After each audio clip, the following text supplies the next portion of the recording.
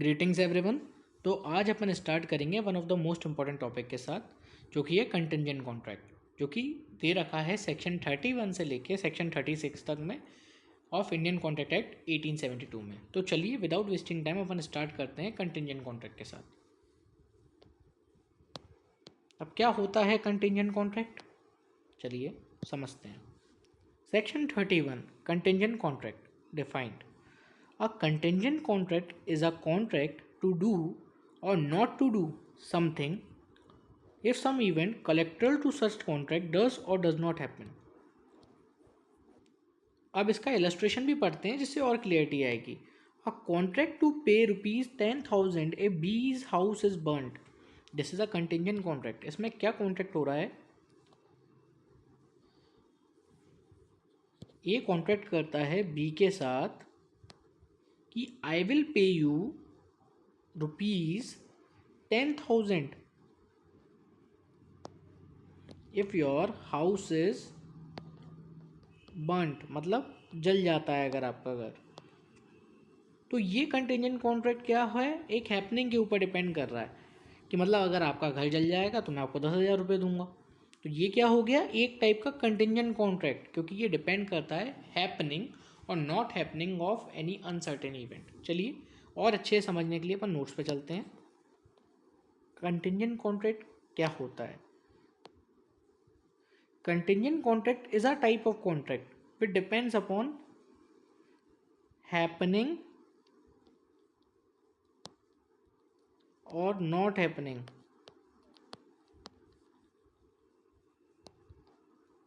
Of any uncertain event. मतलब ऐसा event जो हो भी सकता है या नहीं भी हो सकता, ये अपन को कंटिंजेंट कॉन्ट्रैक्ट बताता है। ये कॉन्ट्रैक्ट इन्फोर्सिएबल ही तब होगा जब या तो वो इवेंट हो जाता है, इवेंट हैपेंस, और event does not happen, does not happen. अपन और अच्छे समझ सकते हैं। ए बी से बोलता है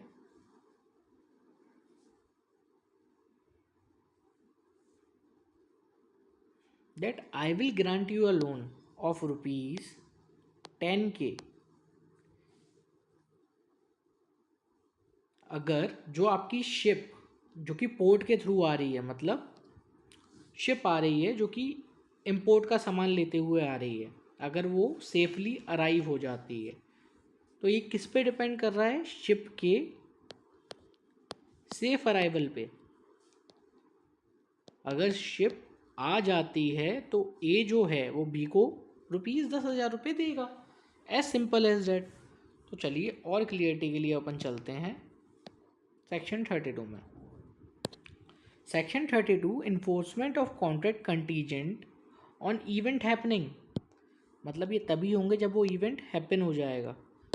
contract contingent contracts to do और not to do anything if an uncertain future event happens cannot be enforced by law unless and until that event happened. If the event becomes impossible, such contract becomes void.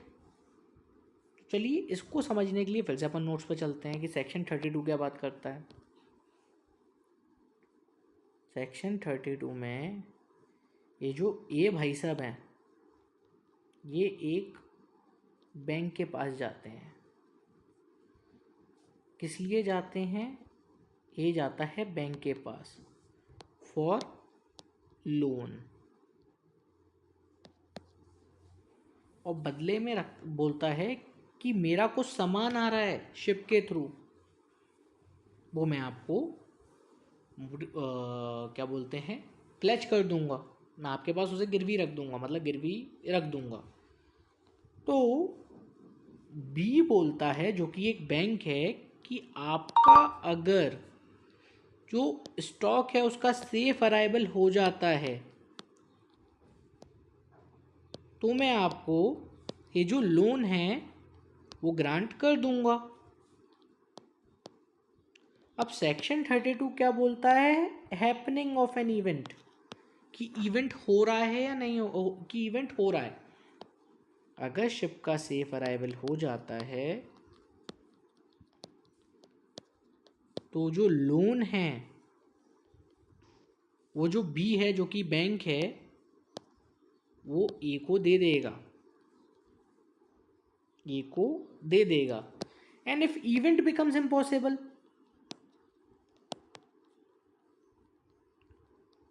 Then contract becomes void. तो मतलब अगर event impossible हो गया है तो जो B है वो ए को लोन नहीं देगा। As simple as that. मतलब ये डिपेंड कर रहा है शिप के सेफ अराइवल पे, मतलब हैपनिंग पे। तो अभी तक आपको ये क्लियर हुआ? तो चलिए अपन वापस रीड करते हैं जिससे और अच्छी क्लियरिटी आएगी। कंटिंजेंट कॉन्ट्रैक्ट टू डू और not to do anything if an uncertain future event happens can not be enforced. मतलब उसे तब तक फोर्स में नहीं लाया जा सकता by law unless and until that event has happened, जब तक वो इवेंट हो नहीं जाता, मतलब शिप का सेफ अराइवल। ठीक है। अब अगर वो शिप मान लो रास्ते में ही कहीं डूब जाए, रास्ते में ही कहीं डूब जाए, if the event becomes impossible such contract becomes void. मतलब अगर वो इवेंट ही इम्पॉसिबल हो गया है तो कॉन्ट्रैक्ट भी क्या हो जाएगा? वॉइड हो जाएगा। As simple as that. A illustrations पढ़ते हैं अब। A makes a contract with B to buy B's horse if A survive C, the contract can not be enforce by law unless and until C dies in his life time. इस contract में क्या बोला जा रहा है? ए एक contract करता है बी के साथ to buy horse, to buy B's horse, मतलब बी का घोड़ा खरीदने के लिए। ठीक है। अगर जो ए है वो सी के मरने के बाद भी जिंदा रह जाता है, मतलब ए सर्वाइव सी, अब वो कॉन्ट्रैक्ट तब तक इन्फोर्स नहीं किया जा सकता by law unless and until C dies in his life time. मतलब अगर सी मर जाता है ए के लाइफ टाइम में तो उसे इन्फोर्स किया जा सकता है, तो अगर नहीं मरता है तो नहीं किया जा सकता। तो ये किस पे डिपेंड कर रहा है? सी की डेथ पे डिपेंड कर रहा है। मतलब हैपनिंग कि अगर सी मर जाता है तो ए को घोड़ा मिल जाएगा, बी का घोड़ा मिल जाएगा। तो ये भी एक टाइप का क्या हो गया? कंटिंजेंट कॉन्ट्रैक्ट हो गया, जो डिपेंड करता है हैपनिंग ऑफ एन इवेंट पे। अब बी बोलता है A makes a contract with B to sell a horse to B at a specified price if C to whom the horse has been offered refuses to buy him, the contract cannot be enforced by law unless and until C refuses to buy the horse। अब इसमें क्या बोल रहा है? A contract करता है B के साथ कि वो बी को सेल कर देगा। A makes a contract with B, B को सेल कर देगा horse at a specified price. अगर जो सी है जिसको हॉर्स ऑफर किया गया है वो रिफ्यूज़ कर देता है बाय करने से, रिफ्यूज़ कर देता है बाय करने से, तो ये भी एक टाइप का कंटिंजेंट कॉन्ट्रैक्ट हो गया। ये हैपनिंग पे कैसे हो रहा है? मान लो अगर सी ने रिफ्यूज़ कर दिया, मतलब सी का रिफ्यूजल है हैपनिंग ऑफ एन इवेंट। अगर ये इवेंट हैपन हो जाता है तो बी को सेल आउट कर देगा। As simple as that. C बोलता है A contracts to pay B a sum of a money when B marriage C, C dies without being married to B, the contract becomes void. अब ये वाला जो illustration है वो इससे match हो रहा है। इसमें इवेंट ही इम्पॉसिबल हो गया है। ये कॉन्ट्रैक्ट करता है बी के साथ कि वो बी को एक अमाउंट पे करेगा अगर वो मैरी कर लेता है सी से, और मैरी करने से पहले ही सी की डेथ हो जाती है तो कॉन्ट्रैक्ट वॉइड हो जाता है। तो इसका मतलब if the event becomes impossible such contract becomes void. ये इसका एग्जाम्पल हो गया। चलिए अब अपन चलते हैं सेक्शन 33 पे, जैसे कंटिंजेंट कॉन्ट्रैक्ट में और क्लियरिटी आएगी। Enforcement of contract contingent on event not happening. ऊपर वाला किसकी बात कर रहा था? इवेंट हैपनिंग की। ये वाला बात कर रहा है इवेंट नॉट हैपनिंग की। कंटिंजेंट कॉन्ट्रैक्ट टू डू, कुछ करने का या कुछ ना करने का, not to do anything if an uncertain future event does not happen can be enforced when the happening of the event becomes impossible and not before. अब इसमें समझ लेते हैं। मान लो वो अपन बोल रहे थे कि गुड्स आएंगे तो ही लोन ग्रांट होगा। अब मान लो ए जाता है बी के पास। बी क्या है? एक इंश्योरेंस कंपनी आईसी। इनमें एक सेटलमेंट होता है कि ये इंश्योरेंस कराता है अपने स्टॉक का, जो कि शिप के थ्रू आ रहा है। इस कॉन्ट्रैक्ट के टर्म्स क्या होते हैं कि अगर शिप का सेफ अराइवल नहीं होता है तो ये जो इंश्योरेंस कंपनी है वो कंपेंसेट करेगी ए को। तो बेसिकली ये किस पे डिपेंड कर रहा है? इवेंट नॉट हैपनिंग पे। बी जो इंश्योरेंस कंपनी है वो ए को तभी पैसा देगी जब जो शिप है वो नहीं आती है, मतलब नॉट हैपनिंग पे, मतलब शिप नहीं आ रही है। और अगर शिप आ जाती है तो वो नहीं देगी। तो ये डिपेंड कर रहा है नॉट हैपनिंग पे। अपन चलते हैं इलस्ट्रेशन पे। A agrees to pay B a sum of money if a certain ship does not return. A agree करता है बी को कुछ मनी पे करने के लिए, सर्टेन सम ऑफ मनी पे करने के लिए, अगर जो शिप है वो वापस नहीं आती है। द शिप इज संक, मतलब शिप डूब जाती है। Contract can be enforce when the ship sinks, मतलब उसको बाद में पता चलता है कि यार शिप तो डूब गई है, मतलब शिप कभी आएगी नहीं। तो इवेंट क्या हो गया? नॉट हैपनिंग हो गया कि मतलब शिप अब आएगी ही नहीं। तो इसे इन्फोर्स किया जा सकता है और ए पे करेगा बी को। तो अपन ने अभी तक क्या समझा? सेक्शन 31 कंटिजेंट कॉन्ट्रैक्ट के बारे में बात करता है। सेक्शन 32 इवेंट हैपनिंग के बारे में बात करता है। सेक्शन 33 इवेंट नॉट हैपनिंग के बारे में बात करता है।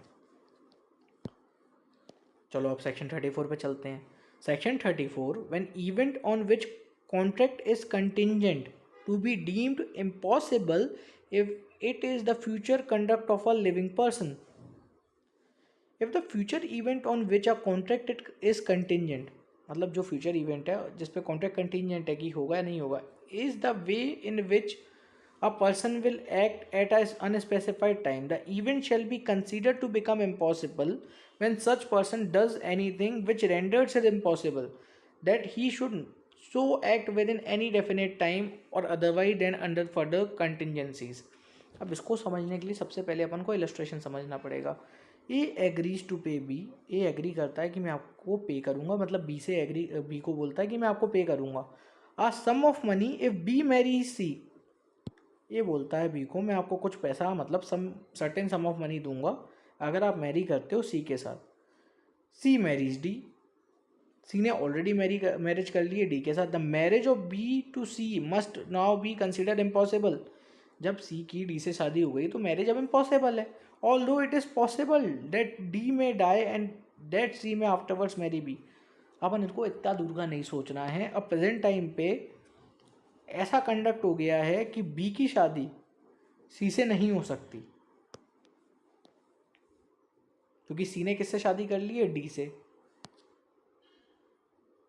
अब ये डीम्ड इम्पॉसिबल हो गया है, किस वजह से? Future conduct of living person की वजह से, मतलब सी के कंडक्ट से ये डीम्ड इम्पॉसिबल हो गया है।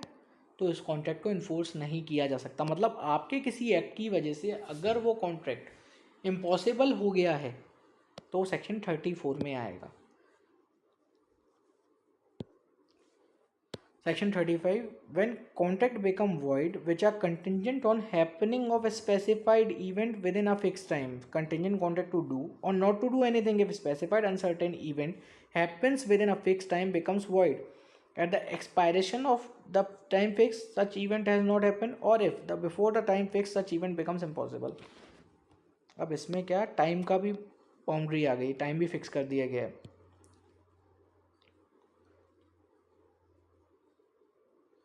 मान लो ए जाता है बी के पास जो कि एक बैंक है, बोलता है कि मुझे आप लोन ग्रांट कर दो, बदले में मैं आपको स्टॉक दे दूंगा। ठीक है, मैं अपना आपको स्टॉक गिरवी रख दूंगा। स्टॉक मेरा है शिप पे जो कि आने वाला है। तो बी ने बोला अगर आपका स्टॉक विद इन 3 months आ जाता है तो हम आपको लोन ग्रांट कर देंगे। तो इसमें क्या है, जो बैंक है भी उसने क्या कर दिया, टाइम फिक्स कर दिया, as simple as that. When contract becomes void when the contingent on happening of specified event within fixed time, मतलब फिक्स टाइम कर दिया। तो ये कब तक इन्फोर्स कराया जा सकता है, अगर वो 3 महीने के अंदर स्टॉक आ जाता है। अब उल्टा समझ लो, इंश्योरेंस कंपनी ने बोला कि आपका स्टॉक अगर मतलब अगर शिप 3 महीने में नहीं आती है तो हम आपको पैसा दे देंगे।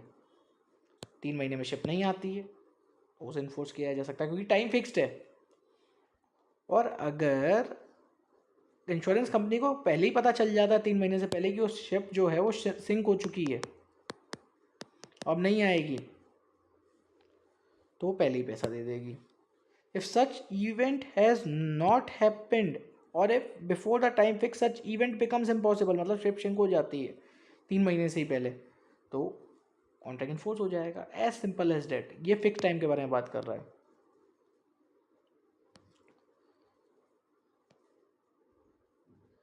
अब मैंने इसमें दोनों की ही बात बता दी, ये हैपनिंग की बात कर रहा है, ये नॉट हैपनिंग की बात कर रहा है। मतलब जो इंश्योरेंस कंपनी वाला एग्जांपल है वो इसमें आएगा, जो बैंक वाला एग्जांपल है वो इसमें आएगा।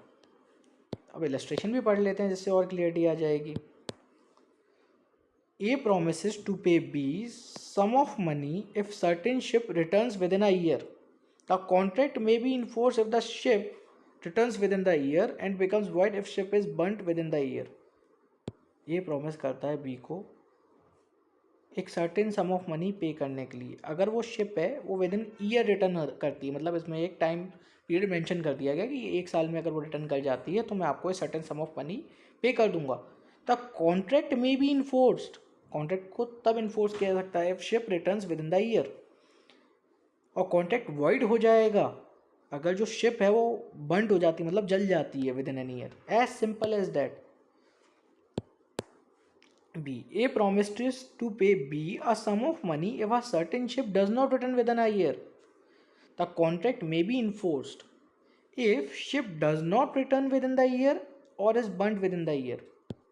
अब मान लो ये प्रॉमिस करता है बी को कि वो एक सर्टेन सम ऑफ मनी देगा अगर जो शिप है वो with in a year return नहीं करती है। द कॉन्ट्रैक्ट में भी इन्फोर्स, कॉन्ट्रैक्ट को इन्फोर्स किया जा सकता है अगर वो ship with in a year return नहीं करती, और अगर वो जल जाती है विद इन अ ईयर और पता चल जाता है तो इन्फोर्स हो सकता है। तो ये था इलस्ट्रेशन फिक्स टाइम के लिए।